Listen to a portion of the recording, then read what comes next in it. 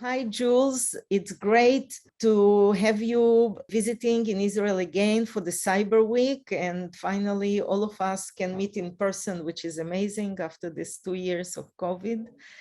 And so I wanted to start by asking you, you have been so visionary with Future of Privacy Forum, starting it in 2008. And maybe you could tell us, what was your vision when you started it, and how now, in the kind of perspective from where we are, how it evolved and how you look forward, what you believe will be the future of it? It's great to be here. And frankly, I was even making it into the country during COVID, which wasn't so easy. It's a lot easier now, and great to be seeing you and many of the interesting advances that we're finally seeing really becoming, I think, significant as technology develops and as business develops in terms of privacy enhancing technology. So when I started when I started as a chief privacy officer many years ago, I thought that my chevra, my peers, my friends, who were chief privacy officers of companies around the world, didn't really have a place to meet, to work on best practices, to learn about new technologies, to interact with regulators, to learn from academics, to understand what startups are doing to advance the field. So my goal was to create a place in the center of the privacy debate that would honestly bring together academics, civil society, and chief privacy officers of companies around the world to really think through these really hard questions. How do we balance the need to use data for research, for commerce, for all the utility that we see, with the fact that we are often challenging, rights and privileges and human rights around the world because of the risks of this data. So our goal is to advance the new technologies, to think of new ways that we can build protections, law, technology, policy around data, so we can get for society the benefits that we want. That's what we do at the Future of Privacy Forum. Sounds great. And what is really interesting to discuss, and you mentioned technology quite a lot, is the role of technology in protecting data privacy, and also how much of technology knowledge you believe the CPOs of today and the future should have in order to basically be able to contribute and help in their data-driven organizations. Look, I think that law and technology both have equal and critically important roles to play. At the end of the day, we're talking about power, the rules that set the order for society. What can big companies do? What can big institutions do? What can researchers do? What can government do? And data protection, one European academic called it the law of everything, because at the end of the day, it's arbitrating, and these are decisions that need to be made by democratic process, judges, elected officials, and so forth. But that being said, technology can set the guardrails. The decisions that companies make to collect or not collect, to put privacy by design in place, to put data minimization in place, to set relationships with their partners. When Apple makes decisions about how apps can use data, it's setting law for those companies, even though perhaps it's doing it by policy and technology. I think that the chief privacy officer is going to become an irrelevant figure if they don't become deeper experts on how data moves throughout different ecosystems and how technology works. Let's take AI. We're seeing, and very properly, data scientists who are saying, wait, I have an obligation to make sure AI is fair, is ethical. I have laws that are coming. And to actually understand how to audit, we have audit requirements already. The proposed US federal legislation has audit requirements. New York City has an audit, an independent audit requirement for data used for employee data for automated decisions, the entire city of New York, right? Any employer, any resident. Well, who's going to do that? So the chief privacy officer is going to say, well, here's the law.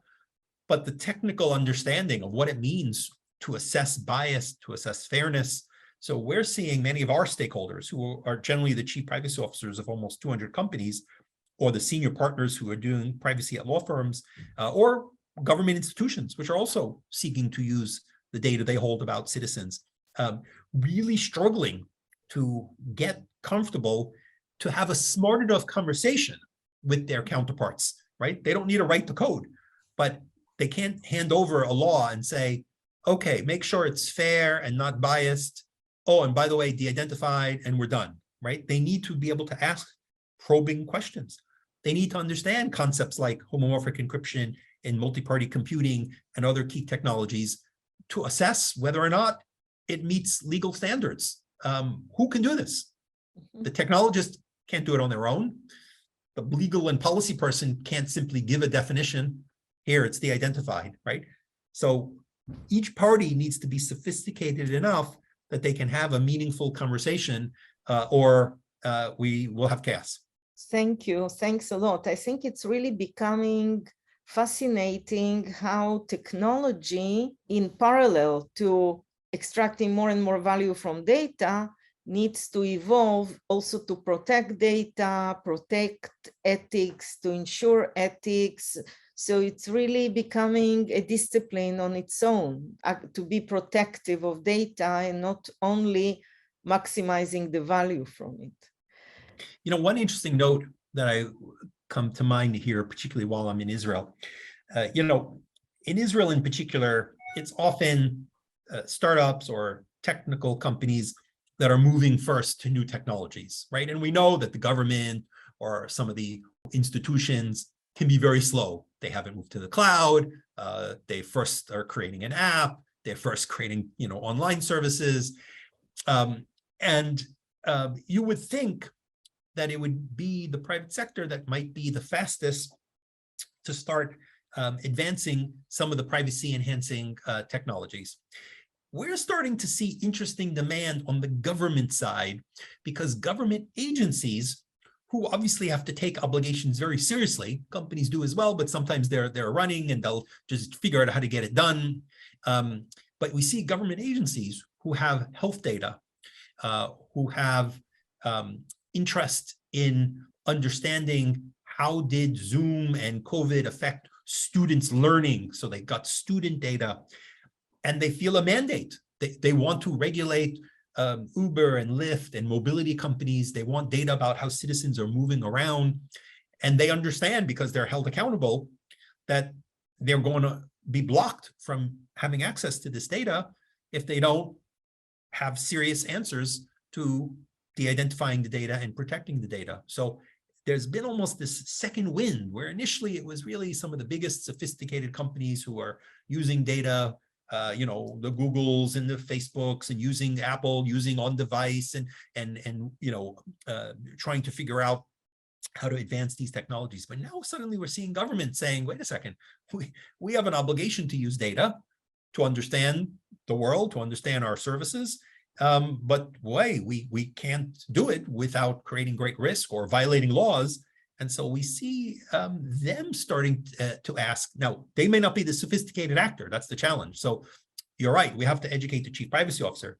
But frankly, we need to figure out how to help the health department and how to help the researchers. I know Duality's done some very interesting work, for instance, in the US on, you know, protections and privacy structures around genetic data, right? Highly sensitive. Of course, we would like to learn and solve diseases and have deeper insights, but it's highly sensitive data. And so I believe we're going to have a second wind as government entities look to some of the privacy enhancing technologies. Well, that sounds very, very interesting. And we also, I must say, experience government interest in privacy enhancing technologies. And finally, another important stakeholder are, of course, the regulators, the data privacy regulators. And what we are seeing is actually an elevated level of activity of privacy, data privacy regulators globally in expressing interest in privacy enhancing technologies. and actually even starting some kind of giving prizes for like US UK prize challenge for a privacy enhancing technology, RFIs from government on privacy enhancing technologies. So I am interested in your view. Do you see data privacy regulators in the near future embracing or even encouraging the use of privacy enhancing technologies? We see them embracing, we see them encouraging, we see the interest, but here's what's missing still. Which technologies are suitable for which particular uses, and how, given those uses, do those technologies meet the legal standards? What halts some of the uses of pets, in my view, is a company may be interested in using a certain data set, maybe it may appreciate that use of a particular de-identification method is valuable, but they want an answer then. What's the beta? What's the risk? What's the epsilon? What's the cell size? What's the aggregation level? And the regulator says, well, I can't give you an answer to that. We need regulators providing more certainty about which technologies are suitable for what purposes. Let's take international data flows. We see very detailed guidance that maybe you can transfer data around the world following the Schrems decision to the US or to other areas where we don't have adequate systems of data protection, if you use certain safeguards, and they seem to involve different privacy enhancing technologies, but we don't know what's good enough for what. Is it you have to keep the NSA out? Is it zero risk? Is it, well, what if there's no utility left? Or so does that mean you can't advance? So our hope, and one of our big goals this year, is to work with regulators around the world to help them understand what they need to do. Not just a prize, not just call for more research, not just encourage it as privacy by design, but to help give that definition that can incentivize companies that if I do this, I have a safe harbor. If I do this, I've done what is reasonable given this particular risk. Now, I understand the complication. Each sector, each data set, each utility is different, but that makes it a very complicated question.